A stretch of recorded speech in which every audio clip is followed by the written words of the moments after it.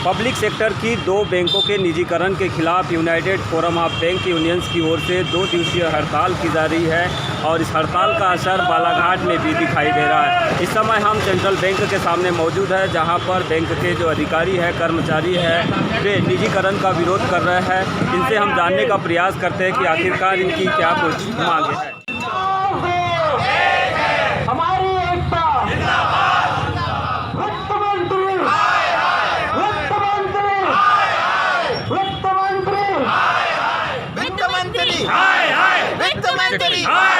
हम जो बैंक न खोलेंगे बैंक में उल्लू बोलेंगे। अरे हम जो बैंक न खोलेंगे बैंक में उल्लू बोलेंगे। 21 दिन की वो हड़ताल, भूलो मत, भूलो मत, 21 दिन की वो हड़ताल, भूलो मत, भूलो मत। हमारी एकता जिंदाबाद, जिंदाबाद, हमारी एकता। जिंदाबाद, जिंदाबाद। हमारा देश एक बार फिर गुलामी की ओर जाने वाला है। हम लोग नहीं चाहते हैं कि बैंकों का निजीकरण हो। क्या लगता है कि देश में लगातार पब्लिक सेक्टर की कंपनीज है, बैंकर्स है, इनका प्राइवेटाइजेशन हो रहा है, इसे क्या संदेश देना चाहती है सरकार और कर्मचारी इससे क्यों नाखुश है? आखिर क्यों नहीं मानते कि वो निजीकरण ज़रूरी है देश में?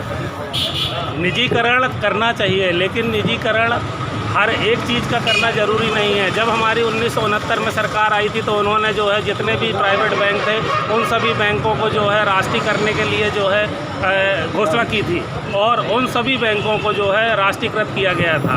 फिर ऐसी क्या मजबूरी आन पड़ी कि हमें जो है हमारे राष्ट्रीय बैंकों को पुनः जो है प्राइवेटाइजेशन की ओर ले जाना पड़ रहा है, जबकि सारे राष्ट्रीय बैंकों ने देश की जितनी भी EWS योजनाएं हैं या देश की तरक्की हेतु जितने भी जो कार्य किए जाने चाहिए वो सभी कार्य जो होता है हमारे नेशनल बैंकों के द्वारा किए जाते हैं।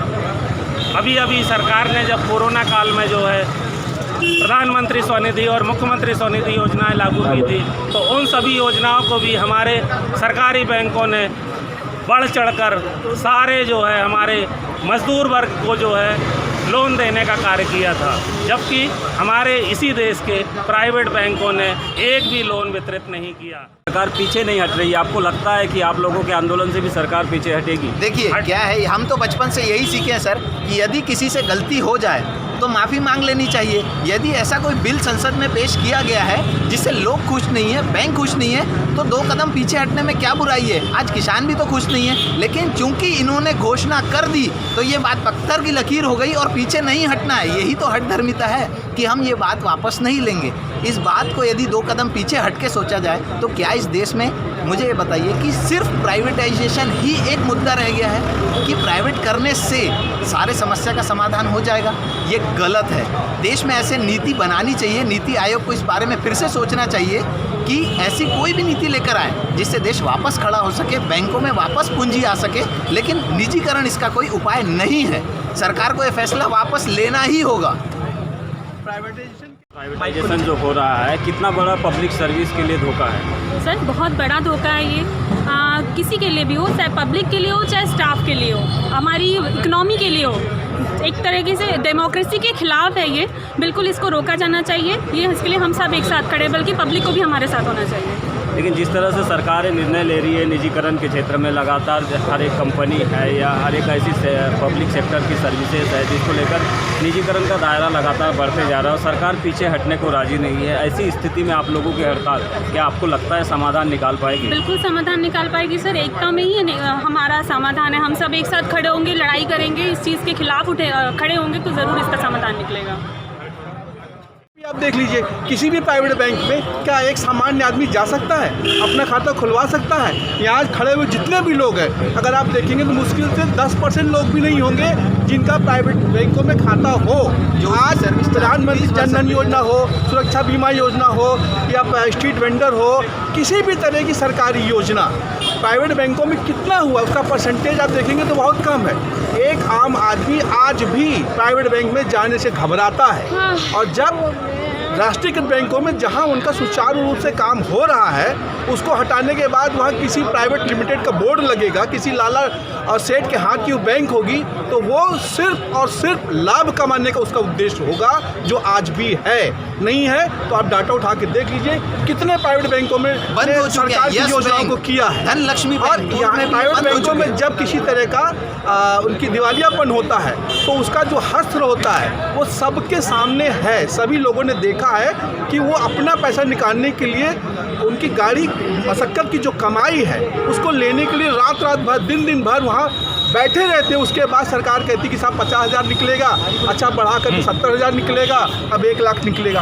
तो ये अब सरकारी बैंकों में आज तक कभी ऐसा नहीं हुआ है। तो हमारा उद्देश्य ये है कि बैंकिंग जो आम आदमी की सुविधा तक के लिए बनाया गया था उसे बना रहना चाहिए।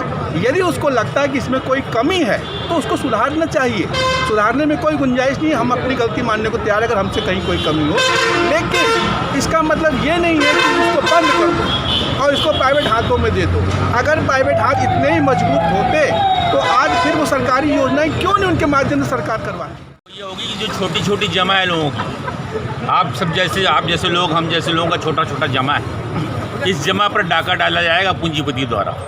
इस राशि जो है सुरक्षित हो जाएगी आप लोगों की जमा राशि, क्योंकि ये केवल उनके उपयोग में आएगी जो बड़े बड़े उद्योग डालेंगे, इंडस्ट्री डालेंगे, जो तमाम तरीके से देश का पैसा विदेश भेजेंगे, उनके हाथों में पैसा चला जाएगा, आपका पैसा असुरक्षित हो जाएगा। तो आम जनता को भी आकर इसका विरोध करना चाहिए, क्योंकि उनका पैसा बैंक अगर राष्ट्रीयकृत बैंकों में बहुत सुरक्षित रहता है, सुरक्षित ही नहीं रहता, उसके जमा के एवज में उनको ब्याज भी देते हैं। अगर प्राइवेट बैंक में पैसा जाएगा तो आपकी जमा के लिए भी वो पैसा आपसे वसूलेंगे, सर्विस चार्जेस वसूलेंगे। आज हमारे बैंक में 0 बैलेंस में हम खाता खोल लेते हैं, दूसरे बैंक जाओगे तो 5,000 और 10,000 रुपये से कम में खाता नहीं खुलता है। आम आदमी के पहुंच से बाहर हो जाएगा बैंक। इसलिए बैंकों का निजीकरण का सख्त विरोध आम जनता को सड़क पर आकर करना चाहिए।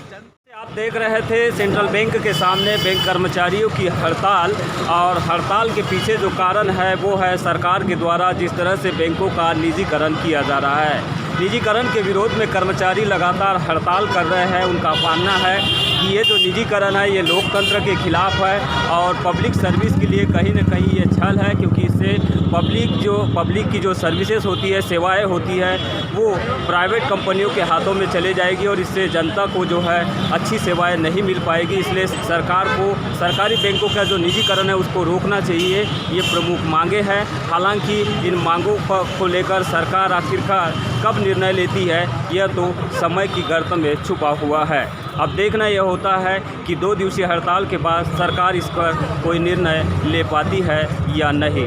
बालाघाट न्यूज़ के लिए आप देख रहे थे यमलेश बंजारी की रिपोर्ट। प्रधानमंत्री तेरी तानाशाही नहीं चलेगी, नहीं चलेगी।